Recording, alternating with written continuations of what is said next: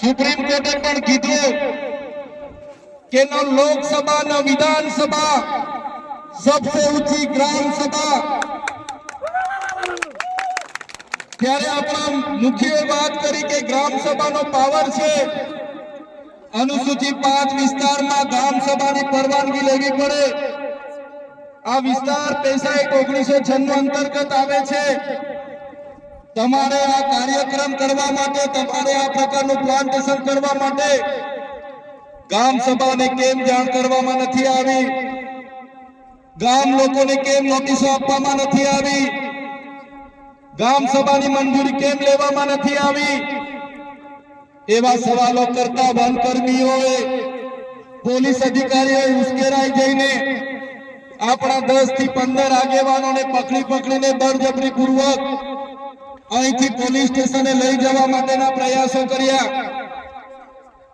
ત્યારે ગામના લોકો એમને છોડાવવા માટે આગળ આવ્યા ગામ લોકો છોડાવવાનો પ્રયાસ કર્યો ત્યારે પોલીસના અધિકારીઓએ પૂર્વ આયોજિત કાવતરા મુજબ એ લોકોએ ગામના લોકોને દોડાવીને લાઠીચાર્જ કર્યો હમણાં જ ગામના મુખીએ ગામના સરપંચો એમને ગામના પોલીસ પટેલે મને કીધું કે લગભગ 32 થી 35 લોકો ગંભીર રીતે ઘવાયેલા છે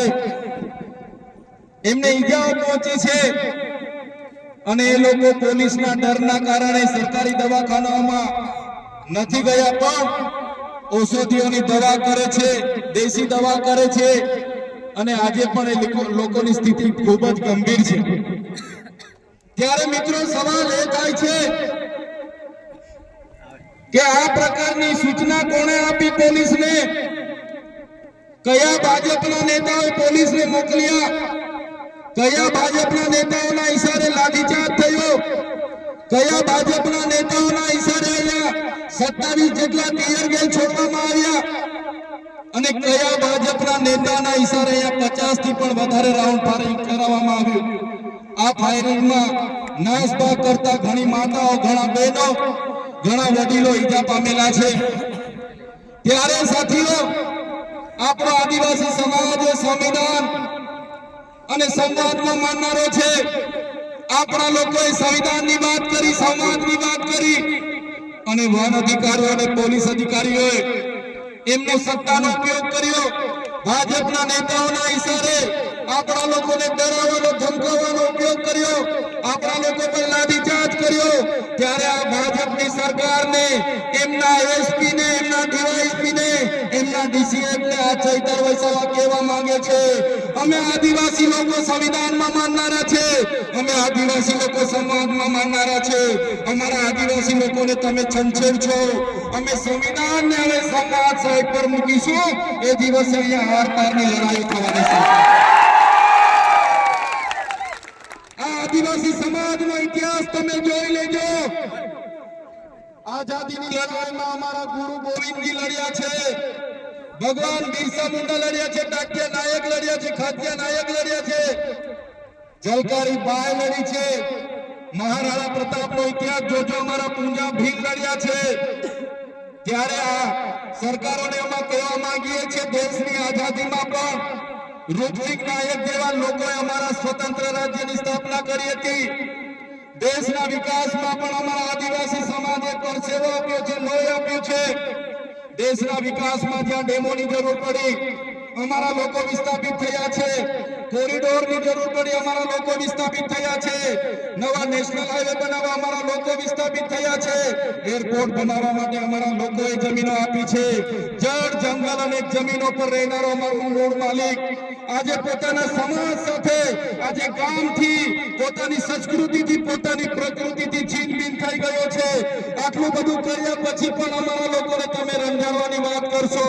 તે દિવસે અમે તીરકાંઠા નથી ચલાવ્યા 13 તારીખે અમે ભાલાપાલિયા નથી ચલાવ્યા પણ અમારી માતા બહેનોને હેરાન કરવામાં આવશે આવનારા દિવસોમાં તીરકાંઠા પણ ચાલશે ને ભાલા અમે વિકાસના સાથે અમારે કોઈ નિસ્બત નથી વિકાસનો અમારે કોઈ વિરોધ નથી પણ આદિવાસીઓના ભોગે વિકાસની તમે વાત કરો છો એને હમણાં અમે સહમત નથી એક બાજુ આઝાદીના 78 વર્ષ થઈ ગયા અમારા લોકો આજે આઝાદીના 78 વર્ષ પછી પણ 2% રોટલાઓ માટે અમારા લોકોને શહેરોમાં મજૂરી કરવું જવું પડે, અમારા બાળકોના શિક્ષણ માટે શાળાઓમાં શિક્ષકો માટે આંદોલન કરવું પડે, સારી શાળા માટે આંદોલન કરવું પડે, પીવાના પાણી માટે આંદોલન કરવું પડે, જંગલની જમીન માટે આંદોલન કરવું પડે, અમારી ખેતીના પાકના ભાવ માટે આંદોલન કરવું પડે, અમારા યુવાનો સાથે જે અત્યાચાર થાય એના માટે આંદોલન કરવું પડે, મારી બે દીકરીઓ માટે આંદોલન કરવું પડે. ત્યારે અમે આ સરકારોને કહેવા માંગીએ છીએ, આ તમારી મનુવાદી સરકાર, આ તમારી સામંતશાહી સરકાર, આદિવાસી સમાજ હવે જાગી ગયો છે.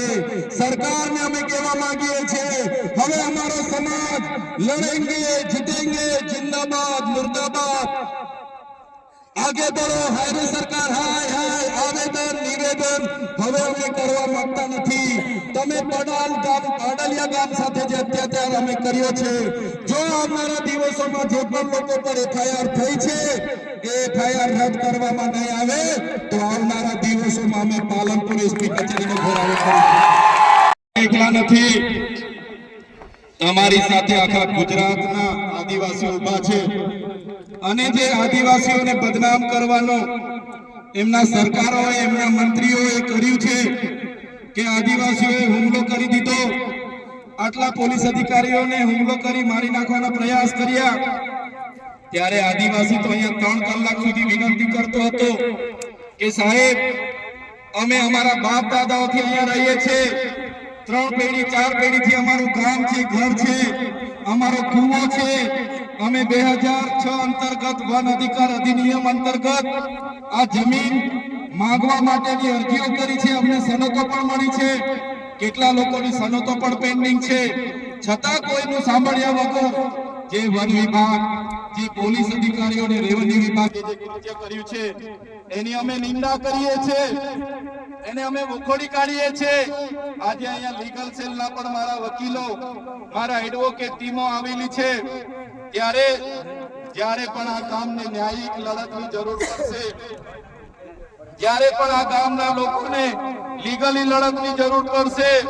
ત્યારે પણ અમે તમારી સાથે છે. અને જો આવનારા દિવસોમાં જે લોકોના આદેશોથી અહીંયા હિંસા થયેલી છે એ લોકો પર એફઆઈઆર કરવામાં નહીં આવે, કાં તો આપણા લોકો પર થયેલી એફઆઈઆર રદ કરવામાં નહીં આવે,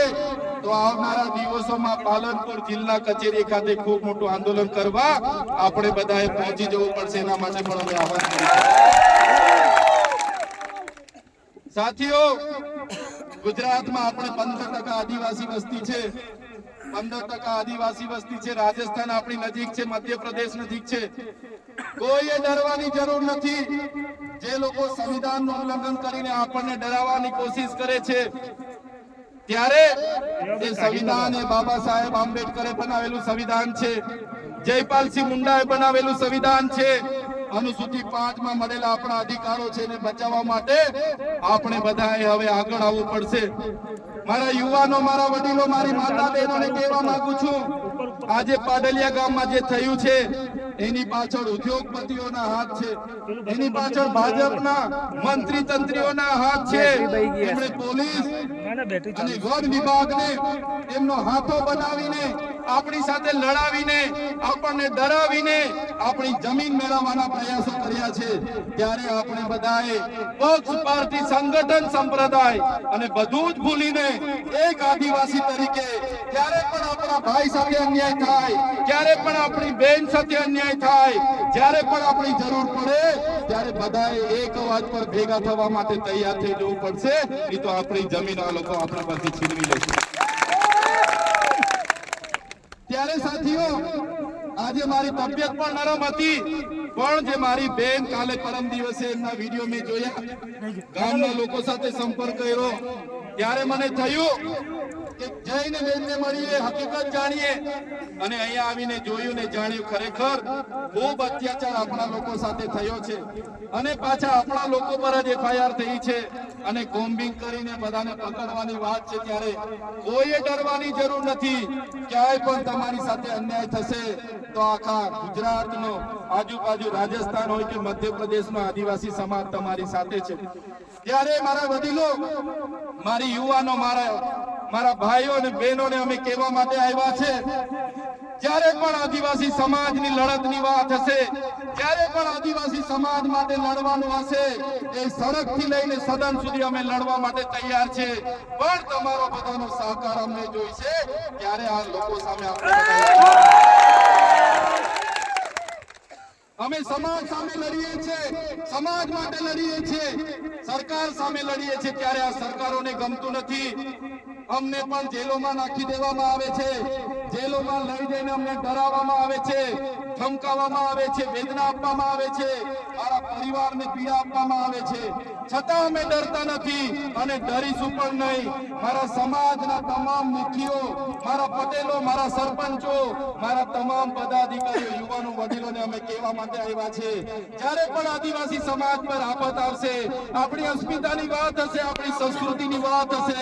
આપણી બહેનો સાથે અન્યાય થશે કે યુવાનો સાથે અન્યાય થશે, તો આ ચૈતરભાઈ વસાવા અને અમારી ટીમ અમે આગળ રહીશું.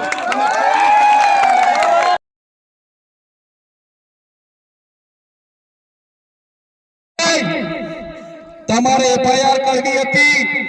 જે પોલીસ અધિકારીઓએ લાઠીચાર્જ કર્યો, જેમનો આદેશથી લાઠીચાર્જ થયો, એવા ઉચ્ચ અધિકારીઓ પર એફઆઈઆર કરો, એ નેતાઓ પર પણ એફઆઈઆર કરો, એમના પર પણ કાર્યવાહી કરો. ભાજપના વન મંત્રી હમણાં જ નવા વનના મંત્રી બન્યા છે, એને હોસ્પિટલમાં પોલીસ અધિકારીઓને બધા સાથે મુલાકાતો લીધી, એમને એવું સ્ટેટમેન્ટ આપ્યું કે જે પણ લોકોએ જંગલી લોકો અમારા પોલીસ કર્મીઓ પર હુમલો કર્યો છે એમને છોડવામાં નહીં આવે. ત્યારે મીડિયા મિત્રો, એ ભાજપના મંત્રી, એમના કલેક્ટર, એમને કહેવા માંગુ છું, છોડવામાં નહીં આવે. નહીં, આ આદિવાસી સમાજ છે, અમારા એક પણ અમારા પાડલિયા ગામના એક પણ આગેવાનને ખોટી રીતે હેરાન કરશો તો અંબાજીથી ઉમરગામ નહીં, રાજસ્થાન અને મધ્યપ્રદેશના પણ હજારો આદિવાસીઓ અહીંયા આવીને ઉભા થઈ જશે. એફઆઈઆર રદ કરો, અને તમારે એફઆઈઆર કરવી છે તો બંને પક્ષે એફઆઈઆર કરો. તમારા પોલીસ અધિકારીઓ, વન અધિકારીઓ પર બી એફઆઈઆર હોવી જોઈએ, અને નાના અધિકારીઓ પર નહીં, કોન્સ્ટેબલ, બીટગાર્ડ પર નહીં, પીએસઆઈ, ફોરેસ્ટર પર નહીં, એમના ડીસીએફ પર એફઆઈઆર કરો, એમના એસપી પર એફઆઈઆર કરો, એમના ડીવાયએસપી પર એફઆઈઆર કરો, કેમ કે એમના આદેશથી અહીંયા હિંસા થયેલી છે. ત્યારે સાથીઓ તમે જોઈ લો, આજે દેશમાં એ ચાહે છત્તીસગઢ હોય, ઝારખંડ હોય, આસામ હોય, મિઝોરમ હોય, મેઘાલય હોય, નાગાલેન્ડ હોય કે મણિપુર હોય, આજે આદિવાસીઓ સામે પોલીસ લડી રહી છે, આજે દેશની આર્મી સામે આદિવાસી લડી રહેલો છે, આજે આખા દેશની અડધી આર્મી આદિવાસીઓ સામે લડે છે. કેમ કે આદિવાસી આજે પોતાની મૂળ જમીન બચાવવાના પ્રયાસો કરે છે, અને આ ભાજપની સરકાર એમના કેટલાક ઉદ્યોગપતિઓને આ જમીનો આપવા માટે, એમના નામે આ જમીનો કરવા માટે આદિવાસીઓની જળજંગલ જમીન છીનવી રહી છે. સંવિધાનના જે પ્રાવધાન છે, અનુસૂચિના પ્રાવધાન છે, ઉલ્લંઘન કરીને સત્તાનો દુરુપયોગ કરીને આપણને રંજાડવામાં આવે છે. ત્યારે મારા ભાઈઓ, મારા વડીલો, મારી બહેનો, મારી માતાઓ, આજે તમારા પર અત્યાચાર થયા છે. ગઈકાલે કેવડિયાવાળા પર અત્યાચારો થયા હતા, દાહોદવાળા પર અત્યાચારો થાય છે, પોળાવાળા પર અત્યાચાર થાય છે, બેડા પાણી ગામવાળા પર અત્યાચાર થયા હતા, જોશીનાવાળા પર અત્યાચાર થયા હતા, ખેડ બ્રહ્માવાળા પર અત્યાચાર થાય છે. ત્યારે મિત્રો મેં તમને કહેવા માંગુ છું, ક્યાં સુધી આપણે બેઠીશું? ત્યારે જે દિવસે આપણા અહીંના પાડાલિયા ગામના લોકોને આ લોકો જો હેરાન કરશે તો એ દિવસે આપણે ગાંધીનગર તરફ પણ રસ્તો પકડવો પડશે. અને સરકારને પણ કહેવા માંગુ છું, આ આદિવાસી સમાજ ગોળો છે, શાંતિપ્રિય છે, શિસ્તમાં માનનારો છે, અમને છંછેડશો નહીં, તો આદિવાસી સમાજ જે દિવસે રોડ પર આવશે, ગાંધીનગરનો રસ્તો પકડશે, તે દિવસે નેપાળ વાળી પણ અહીંયા થવાની છે.